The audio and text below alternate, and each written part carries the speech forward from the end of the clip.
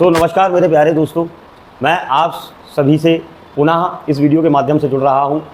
आप सभी अच्छे होंगे, यह मैं ईश्वर से प्रार्थना करता हूं। साथ ही साथ आप मेरे द्वारा पढ़ाए गए सारे मापदंडों पर बहुत शानदार तरीके से काम कर रहे होंगे, ऐसी मैं आशा करता हूं। साथ ही साथ आज हम परसेंटेज में नेक्स्ट लेक्चर लेके आ रहे हैं, जो कि 6वें नंबर का रहेगा, 6th लेक्चर रहेगा।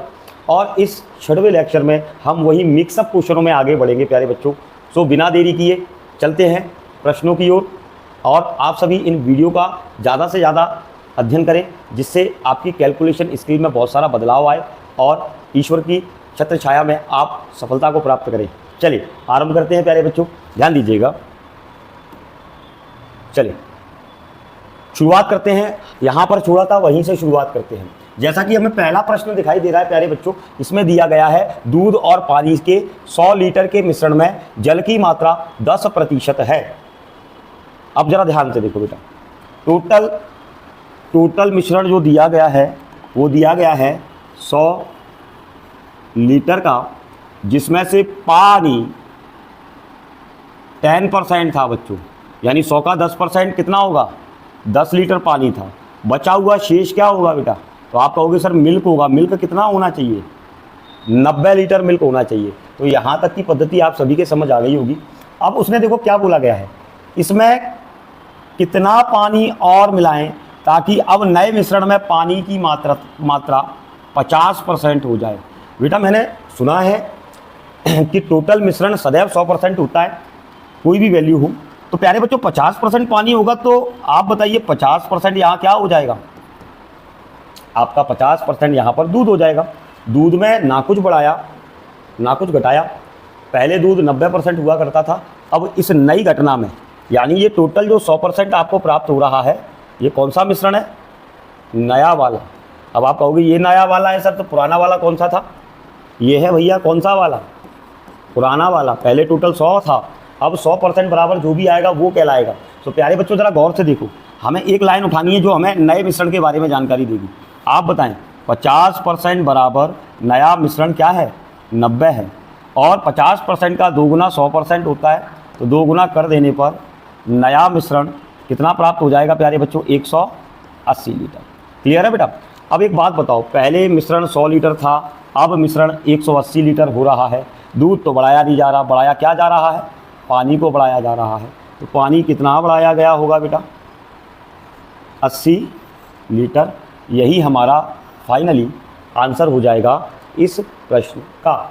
नहीं आया समझ में, फिर से समझिएगा प्यारे बच्चों कि भाई 100 लीटर का एक मिश्रण था जिसमें 10% पानी बोला था, मैंने इसका 10% लिया तो पानी आया 10 लीटर। अगर पानी 10 लीटर है तो बचा हुआ 100 लीटर में दूध ही तो होगा 90 लीटर। फिर उसने कहा इसमें कितना पानी और बढ़ाएं, यही तो ट्विस्ट है। हमें नहीं पता तो हमने प्रश्न चिन्ह रख दिया, कितना पानी और बढ़ाएं कि पानी अब कितना हो जाए, 50% हो जाए। कॉमन सेंस लगाओ, नया मिश्रण भी 100% तो हो गई, 50 पानी है तो 50 क्या होगा, दूध होगा। दूध में कोई बदलाव नहीं किया, फिर भी ये 50% हो रहा है नए वाले में, तो 50% बराबर दूध की मात्रा। इसको 100 बनाया, नया मिश्रण आ गया, नया वाला मिश्रण 100% बराबर कितना आया, 180। पहले वाला मिश्रण कितना था, 100 लीटर का था, अब वाला मिश्रण 180 है। फाइनली 80 लीटर बढ़ रहा है। दूध बढ़ा नहीं है तो क्या बढ़ रहा है, पानी बढ़ रहा है प्यारे बच्चों। चलिए इस प्रश्न को आप समझ गए होंगे। अगर आपको ये प्रश्न में, ये पद्धति में थोड़ा भी कन्फ्यूज़न है तो आपके लिए पद्धति दूसरी रख देता हूँ। बगल वाला क्वेश्चन सेम है, बस वैल्यू अलग अलग है, लेकिन करने का तरीका सेम है। लेकिन मैं इसको कराऊंगा आपको थोड़ा सा रेशियो के मेथड से। ज़रा ध्यान देना बेटा, इसमें कहा गया है एक 40 लीटर के मिश्रण में पानी की मात्रा अभी भी कितनी है, 10% पानी है। तो पानी कितना हो जाएगा, 40 का 10% 4 लीटर पानी है। बेटा 4 लीटर पानी है तो आप में से कोई भी बता देगा कि दूध कितना है, 36 लीटर दूध होगा। क्लियर है बेटा। अब देखो उसने अगली कंडीशन क्या बोली है, डायरेक्ट आंसर निकालने के लिए, रेशियो में रखने के लिए। कितना पानी मिलाएं, पानी कितना है आपके पास, कितना पानी मिलाएं हमें नहीं पता, कि अब नए मिश्रण में पानी का मान कितना हो जाए प्यारे बच्चों, पानी की मात्रा 20% हो जाए। हालांकि कोई कॉमन सेंस भी लगा सकता है, जब पानी 4 लीटर था तब उसकी मात्रा 10% थी, 10% से 20% यानी डबल को करना है, तो 4 लीटर की जगह 8 लीटर पानी लेना पड़ेगा। कितना बढ़ाना पड़ेगा, 4 लीटर बढ़ाना पड़ेगा। बिना किसी कलेश के आंसर दिख रहा है, क्योंकि ये आंखें तो त्रिकालदर्शी आंखें बन गई हैं करते करते। ईश्वर की कृपा है कि भाई ज्ञान के माध्यम से ये चीज़ें दिख रही हैं, आपको भी देखना है, आपको भी कहीं ना कहीं भोलेनाथ का आशीर्वाद चाहिए इस मामले में, तो अभ्यास कीजिए, भोलेनाथ स्वयं आप पर कृपा बरसाएंगे। अब इसमें देखो बेटा, इसमें जिस वैल्यू में चेंज नहीं किया गया वो है दूध। दूध 36 का 36 है। और एक बात बताओ, 100% में से 20% पानी है तो 80%। अब प्यारे बच्चों जहाँ स्वयं देखें आप, 20 से 4 बार 80, 4 से 9 बार, अब ये 9 इधर जाएंगे तो 4 प्लस क्वेश्चन मार्क बराबर 9, ये 4 इधर जाके लेस हो जाएंगे। लेकिन आंसर बेटा त्रिकालदर्शी नहीं बना, इसमें कुछ अलग आया। 5 लीटर पानी बढ़ाने की बात कर रहा है, तो थोड़ा सा इसका एनालिसिस करते हैं कि लॉजिक में कहाँ गड़बड़ी हो रही है। हालांकि ये जो तरीका है प्यारे बच्चों, ये इससे बिल्कुल हटके है। देखो, इसको कहते हैं रेशियो के पद्धति पर इस क्वेश्चन को सॉल्व करना। रेशियो मेथड कह सकते हो, इसको परसेंटेज मेथड कह सकते हो, दोनों में से जो भी आपको ठीक लगे। इसको एक बार और समझा देता हूँ, पहले ज़रा समझिएगा। 40 लीटर के एक टोटल मिश्रण में 10% पानी है, पानी इसका 10% यानी 4 लीटर है, और बाकी का बचा हुआ दूध है। उसने कहा कितना पानी और मिला दें कि मिश्रण में पानी की मात्रा 20% हो जाए। तो प्यारे बच्चों आप स्वयं बताइएगा, मेरे से गलती ये हो रही थी, जो मैंने लॉजिक बताया ये दोनों अलग अलग मिश्रण है, इसका डबल नहीं कर सकते। ज़रा ध्यान देना बेटा, यहाँ तक तो क्लियर हो गया। अब आप बताओ कितना पानी और बढ़ा दें। पानी 4 है, कितना बढ़ा दें, यही तो ट्विस्ट है। तो हमने क्वेश्चन मार्क रख दिया, इतना बढ़ा देते हैं। अब पानी कितना हो जाएगा, 20%। तो आपको भी पता है कि पानी 20% तो 80% दूध होगा, जिसमें कोई चेंज नहीं किया। क्रॉस मल्टीप्लिकेशन करके क्वेश्चन मार्क का मान हमारे सामने प्रकट हो गया बेटा। आप चाहो तो इस प्रश्न को भी इसी पद्धति पे तोड़ सकते हो, या इस प्रश्न को इस पद्धति पे तोड़ सकते हो। मैंने आपको एक पैटर्न के 2 तरीके सिखा दिए। आपको, मुझे पता है कि आपको रेशियो वाला ज़्यादा पसंद आ रहा होगा, लेकिन वो भी बहुत सरल है, आप किसी से भी कर सकते हैं। नेक्स्ट पेज पर चलते हैं प्यारे बच्चों, ज़रा ध्यान दीजिएगा। अब देखें, यहाँ से क्वेश्चनों में काफ़ी अच्छा बदलाव है। अब कहीं ना कहीं आपके मिश्रण के क्वेश्चन नहीं है, नहीं मिश्रण के ही क्वेश्चन है, परंतु परिवर्तित क्वेश्चन से। तो ज़रा ध्यान देना बेटा, मैंने क्या बताया, मैं कोई टाइप पैटर्न पर नहीं पढ़ा रहा हूँ कि होमवर्क करके पढ़ाऊँ। रैंडम क्वेश्चंस आ रहे हैं, पहले से शीट में बना के रख दिए गए हैं, तो उसके आधार पर मैं सीधा सीधा आपको कराता जा रहा हूँ। बहुत अच्छे क्वेश्चन है, इसमें एक भी टाइप पैटर्न परसेंटेज का छूटेगा नहीं। जो भी बच्चा कोई भी एग्जाम की तैयारी कर रहा हो, उसके लिए ये पर्याप्त डाटा रहेगा प्रतिशत का। ज़रा ध्यान से देखो बेटा, उसका कहना है ताज़े फलों में 75% पानी और सूखे फलों में 20% होता है पानी। तो प्यारे बच्चों ज़रा ध्यान से देखो, ताज़े फलों की बात कर रहा है वो। ताज़े फलों में आपसे क्या कहा उसने, ताज़े फलों में उसने कहा है 72% पानी रहता है, 72% पानी रहता है, और बाकी का क्या रहता होगा, ये पानी वाटर है, ये हो गया ड्राई, बिना पानी के कितना रह जाता है 28%। और सूखे फलों में 20% पानी होता है, और जो फल सूखे होते हैं ना प्यारे बच्चों, उसमें 20% क्या रहता है, पानी रहता है। तो ड्राई कितना रहता होगा बेटा, 80% ड्राई रहता होगा। अब उसने देखो क्वेश्चन घुमा दिया है, 100 किलोग्राम उसके पास कौन से फल है, ताज़े फल है, उसमें से सूखे फल प्राप्त करना है। तो भैया ताज़े फलों का मान कितना दे दिया उसने, 100 दे दिया। अगर 100 को बांटूं मैं दोनों में, तो पानी 72 kg हो जाएगा, और 28 kg हो जाएगा आपका ड्राई। और आप एक बात बताएं बेटा, ये 28 kg जो ड्राई है, ये है आपके सामने, और आप बताएं ड्राई दूसरे वाले में कितना है, 80%। लेकिन अगर सूखे फल बनाने हैं तो ड्राई के साथ 20% पानी और चाहिए, यानी 80% जो ड्राई है उसका मान हमारे पास कितना है, 28 kg। क्योंकि भैया हमने पहले ये ताज़ों में से टोटल ड्राई निकाल लिया, लेकिन हमें अब ये टोटल ड्राई नहीं चाहिए, हमें सूखे फल निकालने हैं। तो सूखे फल निकालने की कंडीशन ये है कि उसमें 80% ड्राई होना चाहिए और 20%, अब ड्राई कम तो नहीं कर सकते, जितना ड्राई है वो 80% के बराबर है। 80 का कौन सा हिस्सा 20 होता है, 80 का कौन सा हिस्सा 20 होता है बच्चों, तो आप कहोगे चौथा हिस्सा होता है सर। तो उसी प्रकार मैं चौथा हिस्सा वैल्यू का कर लेता हूँ, 28 का चौथा हिस्सा 7 होता है, ऐड कर दो, ये कौन सा आ गया बेटा, सूखे हुए फल आ गए। सूखे फलों में कितना, 35 kg वेट निकलेगा इसका। तो फाइनली अगर 100 किलोग्राम ताज़े फलों को सूखे में कन्वर्ट किया जाएगा तो उनका वजन कितना रह जाएगा बच्चों, 35 kg रह जाएगा। अगर आपको कन्फ्यूजन है तो एक प्रश्न और हो जाए प्यारे बच्चों, हाँ लगातार में हो जाए, तुरंत में हो जाए। इधर देखें, उसने कहा है ताज़े अंगूर में 90% पानी होता है। और किस में बेटा, ताज़े अंगूर में क्या होता है, पानी कितना होता है, 90% प्यारे बच्चों। तो आप बताओ ड्राई कितना बचता होगा, 10% बचता होगा। क्लियर है ना बेटा। और जबकि सूखे वाले में कितना बोला है बेटा, जबकि सूखे की कंडीशन क्या बोली है बेटा, सूखे की कंडीशन, सूखे में 20% क्या होता है, पानी होता है, और 80% क्या होता है बेटा, ड्राई होता है। आपको भी पता है उसने कहा कि 20 kg है उसके पास ताज़े फल, 20 kg का 90% पानी है और 10% ड्राई है। तो भैया 20 kg का 10% कितने kg होगा, 2 kg। 2 किलो ड्राई है, 2 किलो ड्राई बिना किसी चेंज किए दूसरे वाले सूखे वाले में 80% को रिप्रेजेंट करता है। तो 80% बराबर कितना बेटा, 2 kg। बेटा एक बात बताओ, 20% का आधा करो, 40%, 40 का भी आधा कर दो, 20%, 2 बार आधा करने पे 20% पे पहुंच रहा हूँ। 2 किलो का आधा 1 किलो, एक बार और करना है अभी तो आधा, 1 किलो का आधा, तो आप कहोगे सर 500 ग्राम। तो प्यारे बच्चों 0.5 kg और 2 में आधा kg जुड़ेगा तो बेटा 100% यानी सूखे फल हो जाएंगे। सूखे फलों की कुल संख्या 2.5 kg हो जाएगी। और आई होप आप लोगों को ये प्रश्न बेहतरीन तरीके से क्लियर हो पा रहे होंगे। तो जिसकी वैल्यू में कोई परिवर्तन नहीं आता, नया मिश्रण उससे कंपेयर रिलेट करता है, ये आपको ध्यान देना है। ये दोनों प्रश्न बहुत आसानी से हो गए बच्चों, ये एग्जाम में कई बार चैलेंज बन जाते हैं, समस्या बन जाते हैं। आइए देखते हैं नेक्स्ट पेज को, अगले पेज पे क्या चर्चा दी गई है। तो इस पेज में देखें, इसमें स्पष्ट लिखा हुआ है सागरीय जल में भार के अनुसार 5% क्या होता है, नमक होता है। कितने ताजे पानी को 60 किलोग्राम समुद्री पानी में मिलाया जाए कि घोल में 3% नमक रह जाए। प्यारे बच्चों पहले ये देखो, हमारे पास 60 kg पानी है, इसमें से 5% क्या है बेटा, नमक है। इसका 10% बेटा अगर निकालेंगे तो कितना आएगा, 6 आएगा, 5% आधा हो जाएगा, यानी कितना, 3 किलो क्या है बेटा, नमक है।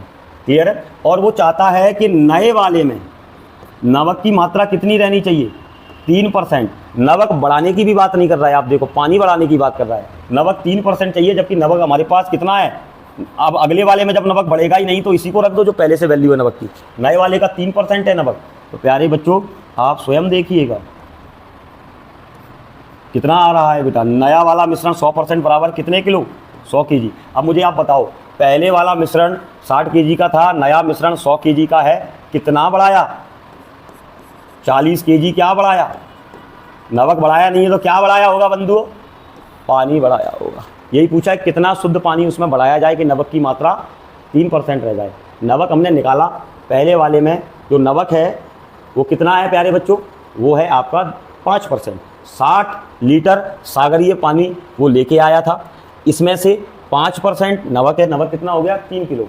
अब उसने क्या कहा बेटा कि देखो, उसने बोला है ताजे पानी को कितना समुद्र के 60 लीटर पानी में मिला जाए कि नमक कितना रह जाए, 3%। यानी कि नमक कहीं से नहीं बढ़ाया गया। नमक जो 3 kg है ना बेटा, वो 3% के बराबर है, क्योंकि 3% चाहिए। तो फाइनली हमें नया मिश्रण मिलेगा 100 kg। पहले वाला था 60 kg, अब हो गया 100 kg। नमक बढ़ाया गया नहीं, क्या बढ़ाया गया, पानी। कितना बढ़ाया गया, 40 लीटर। तो यही पूछा है कि भैया कितने किलोग्राम ताज़ा पानी इस 60 किलोग्राम में मिलाया जाए। तो हम स्पष्ट कह तो रहे हैं कितना मिलाया जाए, 40 लीटर मिलाया जाए मेरे प्यारे बंधु। सहमत हैं। अगले उसने बोला है ताजे पानी को कितना समुद्र के 60 लीटर पानी में मिला जाए कि नमक कितना रह जाए, 3%। यानी कि नमक कहीं से नहीं बढ़ाया गया। नमक जो 3 kg है ना बेटा, वो 3% के बराबर है, क्योंकि 3% चाहिए। तो फाइनली हमें नया मिश्रण मिलेगा 100 kg। पहले वाला था 60 kg, अब हो गया 100 kg। नमक बढ़ाया गया नहीं, क्या बढ़ाया गया, पानी। कितना बढ़ाया गया, 40 लीटर। यही पूछा है कि भैया कितने किलोग्राम ताज़ा पानी इस 60 किलोग्राम में मिलाया जाए। तो हम स्पष्ट कह तो रहे हैं कितना मिलाया जाए, 40 लीटर मिलाया जाए मेरे प्यारे बंधु। सहमत हैं। अगले प्रश्न की ओर आगे बढ़।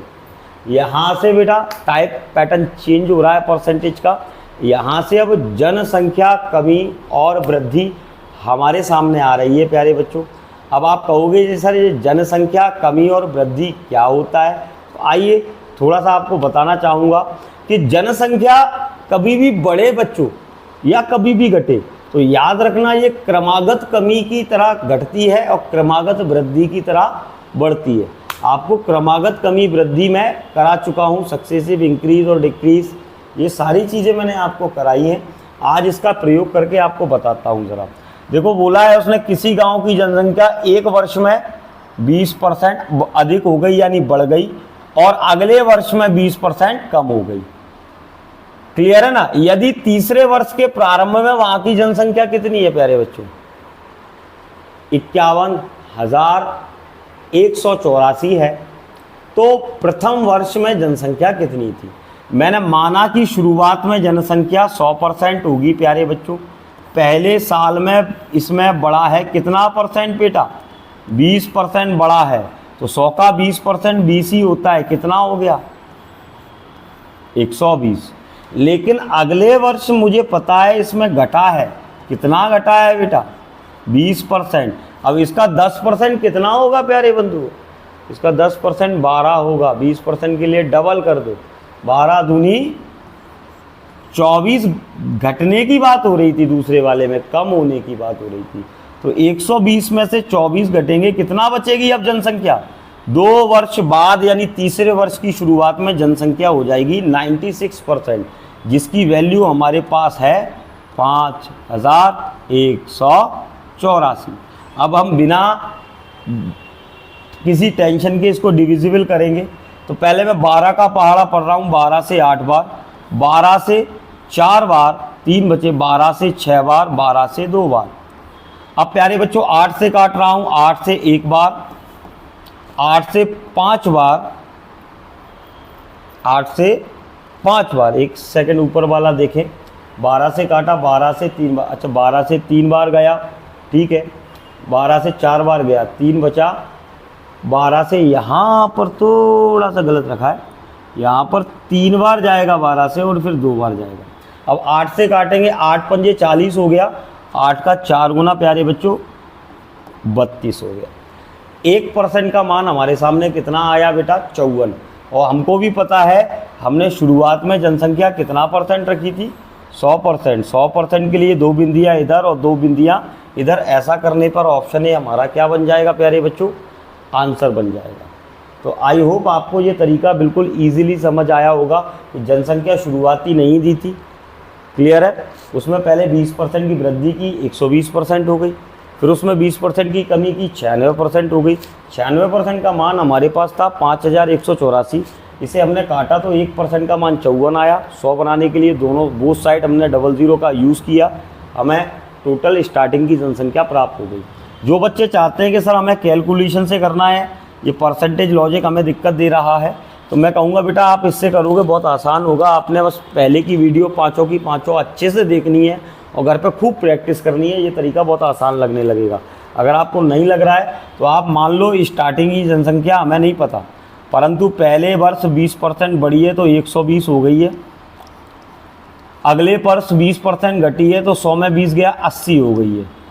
और इनकी टोटल जनसंख्या हमारी हो कितनी गई थी? 5184। इसमें x का मान फाइंड कर लेना, आपका आंसर आ जाएगा। तो आप इस पद्धति से कर सकते हो डायरेक्ट, क्या दिक्कत है? मैं आपको सारे रास्ते सिखा रहा हूँ। सिखाने का तात्पर्य ये कोई डेमो वीडियो नहीं है आपकी यूट्यूब की, ये टोटल एक्यूरेट आपके एग्ज़ाम ओरिएंटेड क्वेश्चनों का संग्रह सॉल्व करा रहा हूँ, जो आपको पेपर में सीधा रखा मिलेगा। तो प्यारे बच्चों, विश्वास जागृत कीजिए, मेहनत अखंड कीजिए और रच डालिए इतिहास अपनी सफलताओं का। मैं आपकी इन खुशियों में सिर्फ आपका एक मार्गदर्शक बनना चाहता हूं। इसी कारण से मैं YouTube पर भी अपने लेक्चरों को आप लोगों के बीच लेके आ रहा हूं। बस आप मेहनत अच्छे से करते जाओ। देखेंगे नेक्स्ट पेज को बेटा। अगले पेज पर आप देख पा रहे हैं, सामने प्रश्न दिया है, किसी शहर की जनसंख्या 1,76,400 है। यदि जनसंख्या में वृद्धि 5% वार्षिक दर से होती है तो 2 साल पहले की जनसंख्या ज्ञात कीजिए। ये भी क्वेश्चन सेम है बेटा, ज़रा गौर से देखो। शुरुआती जनसंख्या मैंने कितनी मान ली? 100 मान ली प्यारे बच्चों। अगर ये शुरुआती जनसंख्या 100 है तो पहले वर्ष वृद्धि कितनी होगी बेटा? 5% की। 5% ही बोला है ना, क्रमागत बढ़ रही है। तो आप बताओ 1 साल में कितनी हो जाएगी? 105 हो जाएगी। बट मैं जब दूसरे साल की बात करूंगा तो इसका 5% बढ़ेगा। सबको मैंने सिखाया किसी भी संख्या का 10% निकालना हो, उससे मैं 10 से भाग दे दूँ। इसका 10% ये रखा हुआ है और 10% का आधा होता है 5%। 10 का आधा 5, 50 का आधा 0.25, क्योंकि पॉइंट के बाद 0 कितनी भी मान सकते हो। तो ये आ गया इसका 5% प्यारे बच्चों। हमने दोनों बार इसका 5% यूज़ कर दिया। अब कितनी हो रही है जनसंख्या करंट में? 110.25। पॉइंट को बाद में देखेंगे, नीचे रख दो पॉइंट का 100। इसका मान किसके बराबर है बेटा? इसका मान 1,76,400 के बराबर है। अब प्यारे बच्चों आप इसको डिविजिबल कर सकते हो 25 से 4 बार। 25 से 4 बार 10 बचे 102, 25 से 4 बार 2 बचे 25 से कम 25। अब आप मेरी बात को बड़ा ध्यान से सुनना बेटा। 400 का 4 गुना 1600, 40 का 4 गुना 160 यानी 1760, और 1 का 4 गुना 4 यानी 441 का 4 गुना होता है 1764। डबल ज़ीरो लगी हैं, जैसे का तैसा बाकायदा इज्जत से लगा लो डबल ज़ीरो। तो प्यारे बच्चों अब देखो ये 4 नीचे है, इधर गुणा में चला जाएगा, इधर 1% बचा है, इधर हो जाएगा बेटा 1600। और हमें पता है कि शुरुआती जनसंख्या कितना परसेंट थी बबुआ, तो 1,60,000 मेरा आंसर हो जाएगा। तो प्यारे बच्चों आपको ये तौर तरीके पसंद आ रहे होंगे, ऐसी मैं कामना करता हूँ।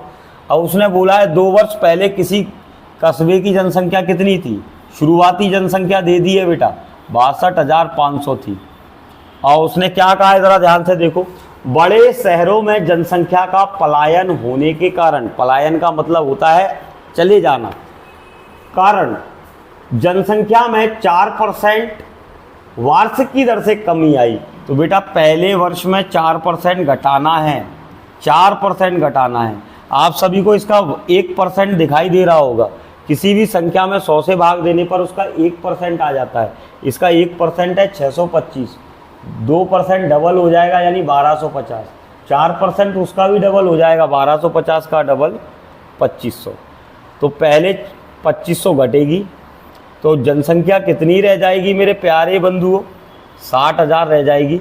लेकिन दूसरे वर्ष में इसका भी 4% घटेगी, 4% इसका भी क्या होगा, माइनस होगा। इसका 1% 600 है, 600 का 4 गुना 4%। तो प्यारे बच्चों ये माइनस हो जाएगी, तो 0.0675 यानी 57,600 आपका आंसर हो जाएगा, जो वर्तमान जनसंख्या होगी इस नगर की, इस कस्बे की। तो प्यारे बच्चों जनसंख्या कमी और वृद्धि पर क्रमागत कमी या वृद्धि का प्रयोग कर देने से आपका कार्य सिद्ध हो जाता है, आपको कोई भी और लॉजिक पढ़ने की आवश्यकता नहीं है।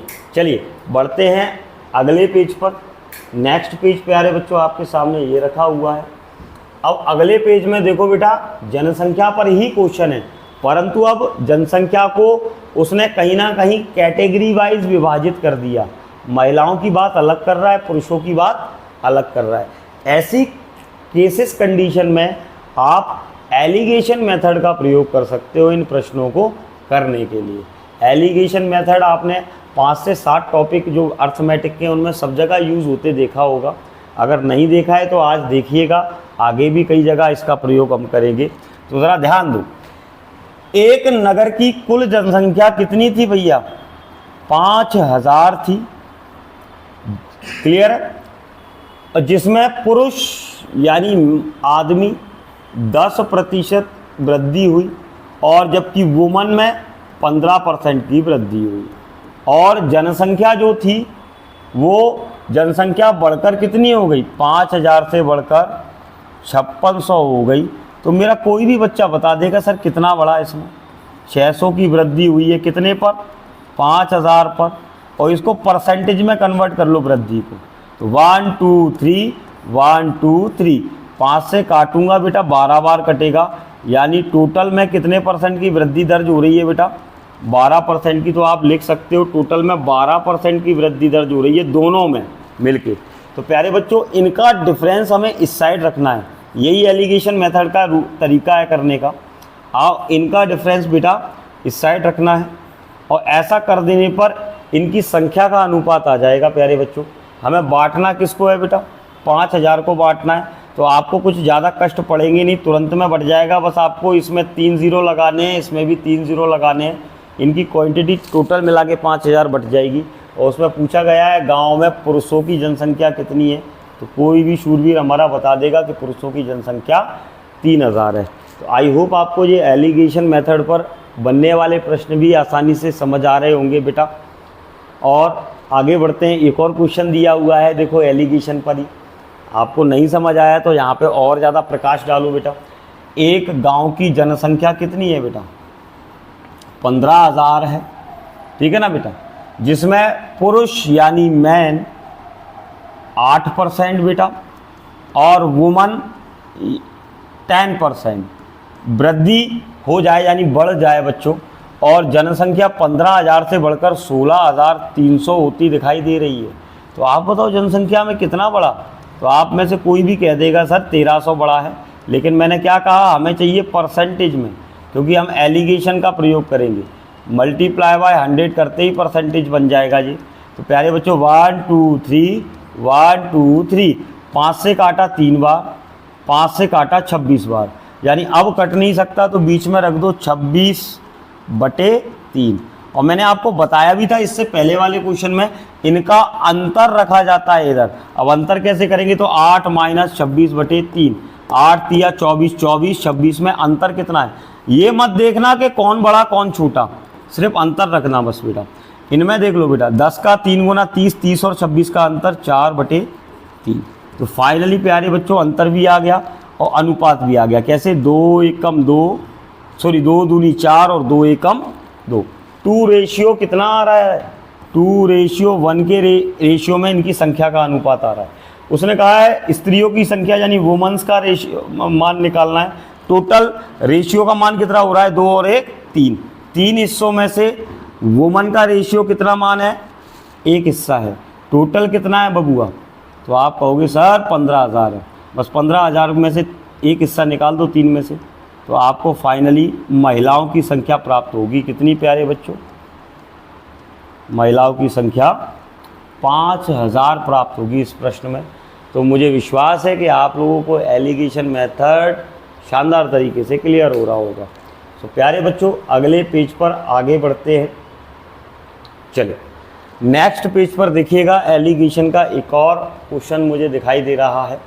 इसमें दिया गया है किसी नगर की जनसंख्या कितनी थी शुरुआत में बेटा, 8,000 थी।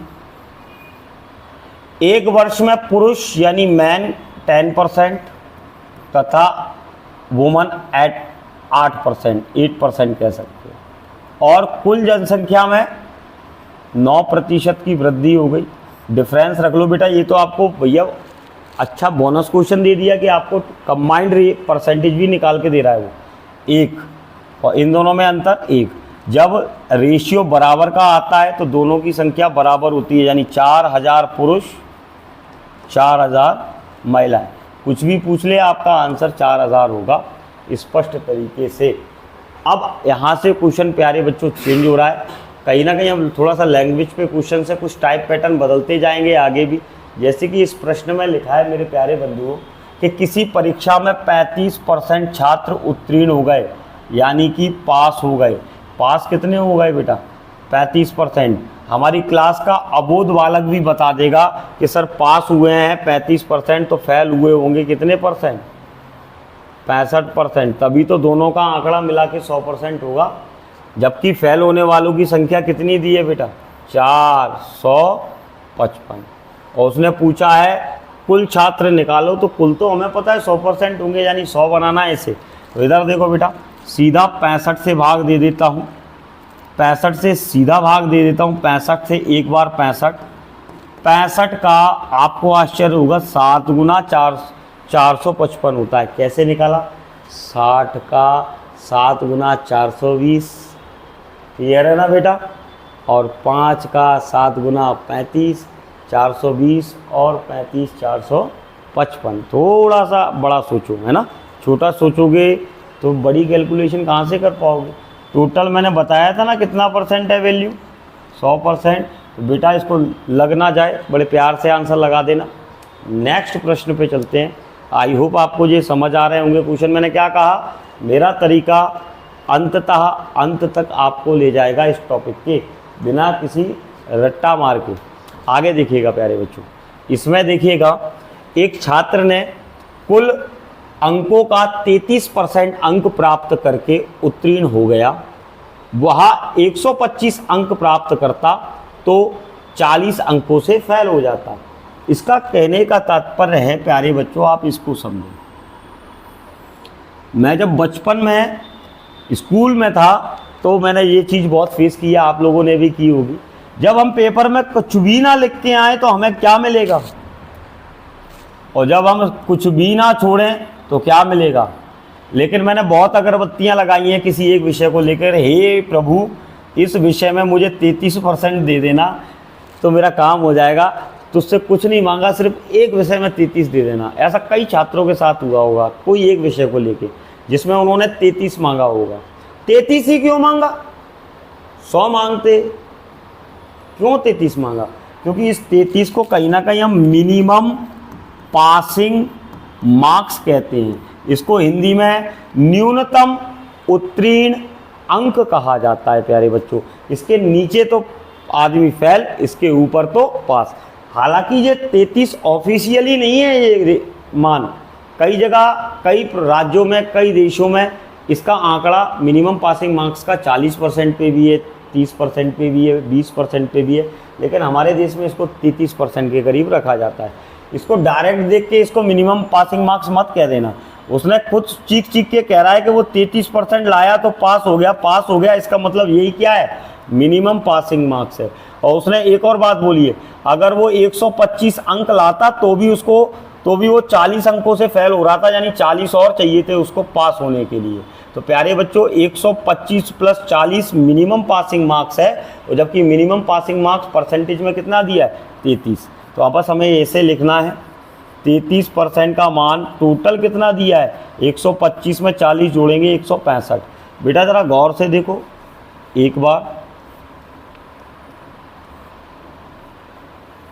और इसके बाद आपको भी पता है टोटल नंबर कितने मिलते हैं पेपर में? 100% मिलते हैं। तो यहाँ पर अधिकतम मार्क्स कितने हैं पेपर में? 500 मार्क्स हैं अधिकतम, अगर आप ला सकते हो तो। अगले क्वेश्चन की ओर चले और स्पष्टता से मैं समझाने में आपको तैयार हूँ।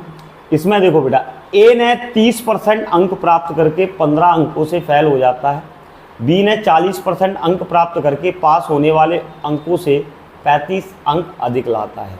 पास होने के लिए प्रतिशत अंक। प्यारे बच्चों देखो, ये पूरा क्वेश्चन बिना फॉर्मूले के, बिना बात के, सिर्फ मेरी भावनाओं से टूटेगा, फीलिंग्स से टूटेगा। पहले मैं ए के दुख में शामिल होना चाहूँगा। ए हुआ है फेल। क्यों हुआ है फेल? जरा ध्यान से देखो। ए के पास गया और ए से पूछा भैया क्या हुआ? तो ए ने कहा मुझसे रोते हुए कि 30% अंक प्राप्त किए थे मैंने, ऐसा मैंने क्या बिगाड़ दिया कि ईश्वर ने मुझे 15 अंक और ना दिए तो मैं पास हो जाता। इसका तात्पर्य 30% जो अंक लाया है लड़का, उसे 15 अंक और चाहिए, तब वो मिनिमम पासिंग मार्क्स पे पहुंचेगा। और जबकि मैं बी के पास गया, फिर बी से पूछा भैया क्या हाल है? बी ने कहा भैया मज़े चल रहे हैं, मुझे मिले हैं कितने % अंक? मुझे 40% अंक मिले हैं, और मैं पास होने के लिए 35 अंक एक्स्ट्रा ही लाया हूँ। यानी ये 35 अंक अगर मेरे पास नहीं भी हो तो भी मैं पास हूँ। ये भी मिनिमम पासिंग मार्क्स हो गया इसका। दोनों ही मिनिमम पासिंग मार्क्स हैं, तो आपस में कैसे हो जाएंगे? इक्वल हो जाएंगे। ये 35 इधर आके इसमें ऐड हो जाएंगे, ये 30% इधर जाके लेस हो जाएंगे, तो एक साइड 10% बचेगा। या एक काम करो, इधर ही लिख दो, इधर कितना हो जाएगा? 35 और 15, 50 नंबर बराबर 10%। अब प्यारे बच्चों जरा गौर से देखो, 5 नंबर बराबर कितना % हो गया? 1%। उसने पूछा है मिनिमम पासिंग मार्क्स %। बेटा मिनिमम पासिंग मार्क्स % ये भी है और बगल वाला भी है। आप किसी को भी उठा दो, मैं इसको रख देता हूँ। देखो 30% तो मेरे पास है ही परसेंटेज में, और 15 नंबरों का % चाहिए। 5 नंबर कितने % होते हैं? 1%। 10 नंबर 2%। 15 नंबर 3%। यानी कि 15 नंबर की जगह हम 3% यहाँ बढ़ा देंगे, तो मिनिमम पासिंग मार्क्स कितने % का है प्यारे बच्चों? मिनिमम पासिंग मार्क्स 33% का है इस प्रश्न के अंदर। मुझे विश्वास है कि आप लोगों ने ये प्रश्न भी काफ़ी अच्छी तरह से क्लियर कर लिया होगा। चलिए चलते हैं अगले पेज पर। अगले पेज में प्यारे बच्चों प्रश्न दिया गया है, अमन अपनी आय की 75% राशि खर्च कर देता है, अनंतर उसकी आय 20% बढ़ जाती है और वह खर्च में 10% की वृद्धि कर देता है। तदनुसार उसकी बचत में कितने % की वृद्धि हुई? पूरा ख्याली पुलाव पका रहा है अमन के ऊपर। ना तो ये बताया अमन कमाता कितना है, ना ये बताया कितना बढ़ा कितना घटा। पैसे में भैया, परसेंटेज में तो सब दे रहा है वो, तो अब देखो, जितना अमन चतुर है उतना ही चतुर आपको भी बनना है। कैसे बनना है मैं बनाऊंगा आपको, आप ध्यान दो बस ज़रा। उसने कहा है अमन अपनी आय का 75% खर्च कर देता है, तो मैंने लिखा खा और चापर रा की मात्रा खर्च। खर्च का मतलब 75%। तो प्यारे बच्चों बचत कितनी करता होगा? सैलरी तो 100% होगी, तो आप कहोगे सर 25 की बचत करता है। तो कमा कितना रहा होता बेटा? आय कितने की कर रहा है? 25 बचा रहा, 75 खर्च कर रहा है, तो आप कहोगे सर 100 का। तो मैं एक काम करता हूँ बेटा, इसका रेशियो बना लेता हूँ पहले, जिससे ये वैल्यू थोड़ा टूट जाएगी। 25 से काटा 3 बार, 25 से काटा 4 बार, 25 से काटा 25 से 3 बार, 25 से 1 बार, 25 से 4 बार। तो इनका जो रेशियो प्राप्त हो रहा है प्यारे बच्चों आपके सामने रखा है। अब देखो इसमें कहीं पे भी पैसा नहीं दिया ना, हमें अगर अपने तरीके से करना है तो एक काम करो, इसको सरल बना लो। इसमें पैसा मान लो, खर्च कितने रुपए किए? 300। बचाए कितने? 100। कमाए कितने? 400। क्लियर है? उसकी सैलरी, उसने देखो क्या बोला है, उसकी आय में कितना बढ़ा? 20%। आय 400 थी, 400 का 10%, 40, 20% कितना बढ़ा? 80 बढ़ गया। लेकिन उसने एक बात बोली है, खर्च भी बढ़ जाता है। ये तो बात स्वाभाविक है, जब जेब में माल आने लगता है ना बेटा, पैसा आने लगता है, खर्चा तो उड़ने लगता है। तो बेटा याद रखना, जब पैसा ज़्यादा कमाओ तो बस उड़ना नहीं, स्थिर रहना, तो जीवन में पैसा आपके पास टिकेगा। ये देखो अमन तो उड़ रहा है, जैसे ही उसने 20% कमाई बढ़ाई, उसने खर्चे में भी 10% बढ़ा दिया। तो बढ़ा देते क्या जा रहा है? अमन बर्बाद होगा अपना, क्या जा रहा है? हम तो प्रश्न कर रहे हैं भैया। अब एक बात बताओ, आप पहले की तुलना 80 रुपये ज़्यादा कमाने लगो, लेकिन खर्चा भी आप 30 रुपये ज़्यादा करने लगो, फिर भी पहले की तुलना 50 रुपये ज़्यादा कमाओगे या नहीं कमाओगे? तो बचत में कितना बढ़ता दिख रहा है? तो आप कहोगे सर पहले से बचत 50 बढ़ जाएगी, क्योंकि 80 में से 30 खर्च करने के बाद भी उसके पास एक्स्ट्रा कितने बचेंगे? 50। तो बचत हमें ऐसे नहीं बतानी है, बचत हमें परसेंटेज में बतानी है। तो 50, 100 का पहले बचत कितनी थी? 100 का कितना परसेंट है? परसेंट निकालने के लिए 100 का गुणा, 100 से 100 चला गया। तो बताइएगा अमन को कितने परसेंट बचत है? बचत में बढ़ोतरी हुई है, 50% की बचत में बढ़ोतरी हुई। आशा करता हूँ आपको ये प्रश्न आसानी से समझ आया होगा। अगर आपको ये प्रश्न आसानी से समझ आया है और आप ये वीडियोस का अध्ययन कर रहे हैं, तो ये क्वेश्चन आपके लिए सेम है, और इसको मैं लिख रहा हूँ होमवर्क। ये बचपन में लिखते थे ना होमवर्क। तो प्यारे बच्चों, ये आपके लिए गृह कार्य है, आप इस प्रश्न का आंसर अवश्य निकालना, और निकालने के बाद कमेंट बॉक्स में मैसेज करना, जिससे मैं भी तो देखूं कि आप लोग इस पर कितना कार्य कर रहे हैं और कितनी मेहनत कर रहे हैं। प्यारे बच्चों, आप लोगों के लिए मैं अब ये वीडियोस का सिलसिला आए दिन लाता रहूँगा। बहुत ही महत्वपूर्ण क्लासें आपको इसके माध्यम से मिलेगी, और आप लोगों के गुणवत्तापूर्ण तैयारी के रास्ते में जितना प्रयास होगा मुझसे सरलता और फूल बिछाने की, उतना ही मैं प्रयास करूँगा। और इस वीडियो को भी बहुत सारा प्यार दो, और अगर मैं सही पढ़ाता हूँ तो आप अपने सारे मित्रों तक ये वीडियो शेयर करो, जिससे ज़्यादा से ज़्यादा लाभ लेने वाले छात्र इससे जुड़े और अपने भविष्य को सुनहरा बनाएं। बस यही चिंतन के साथ आज की क्लास को मैं यहीं पर रोकता हूँ। बहुत बहुत धन्यवाद। अच्छा चलता हूँ, दुआओं में याद रखना। Thank you so much.